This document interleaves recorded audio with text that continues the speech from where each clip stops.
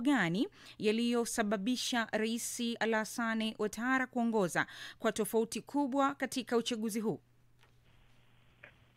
Kwanza kuna mambo mengi kadhaa ambayo yanaonyesha ishara kuwa aliongoza.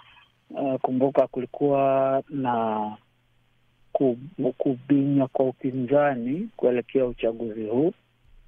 Washindani wake ambao walikuwa wana nguvu zaidi waliondolewa katika kinyang'anyiro cha kuwania urais, kama vile rais wa zamani Laurent Gbagbo pamoja na aliyekuwa waziri mkuu wa nchi hiyo Guillaume Soro, na kaja huyu aliyekuwa mojawapo ya wafanyakazi wa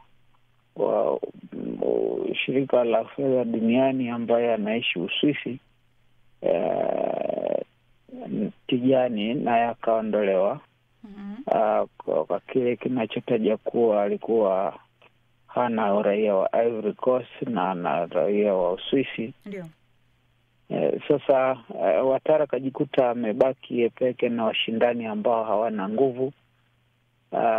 Na wale ambao walikuwa wangekabiliana naye sana ni pamoja na Simone Gbagbo, mke wa zamani wa rais wa zamani Laurent Gbagbo, lakini alifanya kampeni za mwisho kwa maana alikuwa amebinywa pia kuweza kufanya kampeni kwa uhuru kutokana na kesi zilizokuwa mahakamani dhidi yake.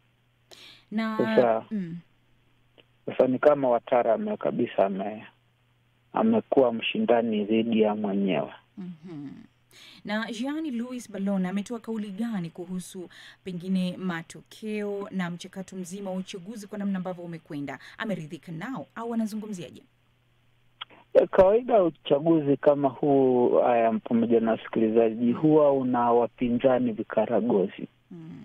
Na wapinzani vikaragosi ambao wanatumiwa na serikali tu kuonyesha kwamba kuna upinzani ambao unawania, lakini kihalisia huwa sio upinzani. Na huyu waziri wa zamani nadhani ni mojawapo ya watu wa aina hiyo, kwa sababu alichokisema kwamba sasa ni ishara kwamba Ouattara ameshinda uchaguzi na yeye kama mpinzani hana budi kukubali matukio ya uchaguzi ya awali, licha hata matukio ya uchaguzi kuweza kutangazwa rasmi. Sasa hii inatengeneza mwanya wa wale wapinzani halisi wa hakika kuweza kufata mkondo wa yule ambaye tayari amekubali, na ikiwa watapiga matukio ya uchaguzi waonekane kuwa wabaya zaidi na kutokubali kushindwa, kwa sababu katika kinyang'anyiro chote Waswahili husema asiyekubali kushindwa sio mshindani.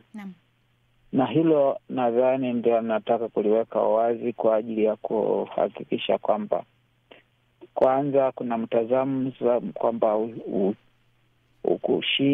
ushindi wa Ouattara ni ushindi halali. Pili,